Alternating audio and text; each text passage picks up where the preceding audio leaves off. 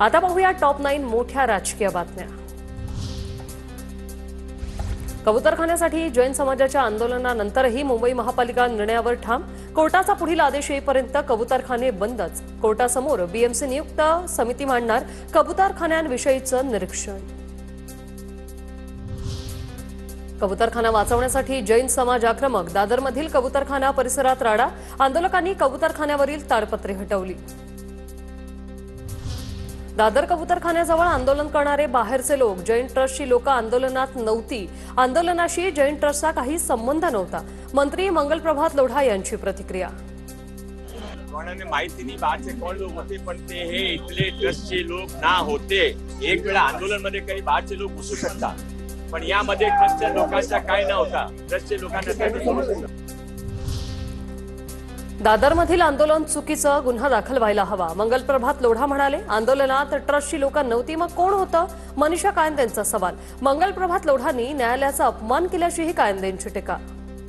मंगलप्रभात लोढांनी हा कमिशनरला बोलले, मग ते परत मुख्यमंत्र्यांपर्यंत विषय गेला। म्हणजे एक प्रकारे तुम्ही कोर्टाचा अवमान करायला लावलेला आहात। आणि हा मी परत सांगते, हा विषय धार्मिक नसून हा अत्यंत मेडिकल आणि सायंटिफिक आहे।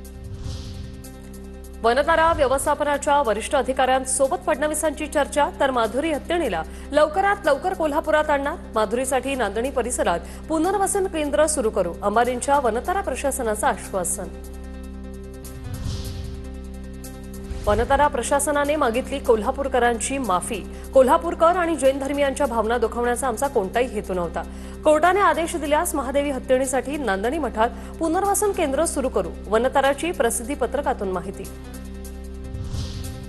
कोल्हापुरात यंदाच्या गणेशोत्सवात महादेवी हत्तीणीची झलक पाहायला मिळणार। गणपती बाप्पासोबत डोळ्यात अश्रू असलेली महादेवी हत्तीणीची प्रतिकृती पाहायला मिळते। मूर्तिकार तुषार घाटगे यांनी तयार केलेल्या गणेश मूर्तीला गणेश भक्तांचाही उत्तम प्रतिसाद। आधी भाजप प्रवक्त्या, आता मुंबई उच्च न्यायालयाच्या न्यायाधीश आरती साठेंच्या नेमणुकीनंतर वाद। जनतेला न्याय कसा मिळणार? आमदार रोहित पवारांचा सवाल। शंका घेऊ शकतात आणि आज या नियुक्तीवर लोक शंका घेत असतील तर मला असं वाटतं आणि आम्हा सगळ्यांना असं वाटतं की या बाबतीत सरकारने आणि आपले सीजेआय जे आहेत त्यांनी त्या बाबतीत योग्य असा निर्णय घेऊन हे नाव वगळावं अशी विनंती आम्ही सर्वजण तिथे करत आहोत। आरती साठेंच्या नियुक्तीशी भाजपचा संबंध नाही, भाजप प्रवक्ते केशव उपाध्येंची प्रतिक्रिया। तर केशव उपाध्ये यांच्याकडून न्यायमूर्ती बहरुल इस्लाम यांच्या नियुक्तीचं उदाहरण।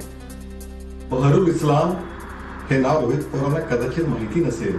काँग्रेसचे खासदार असताना त्यांना न्यायमूर्ती म्हणून नियुक्त केलं होतं। आरती साठे यांनी भारतीय जनता पार्टीचं प्राथमिक सदस्यत्व सुद्धा 2 वर्षापूर्वी सोडलं। गेल्या 2 वर्षापासून त्यांचा कोणताही भारतीय जनता पार्टी संबंध नाही।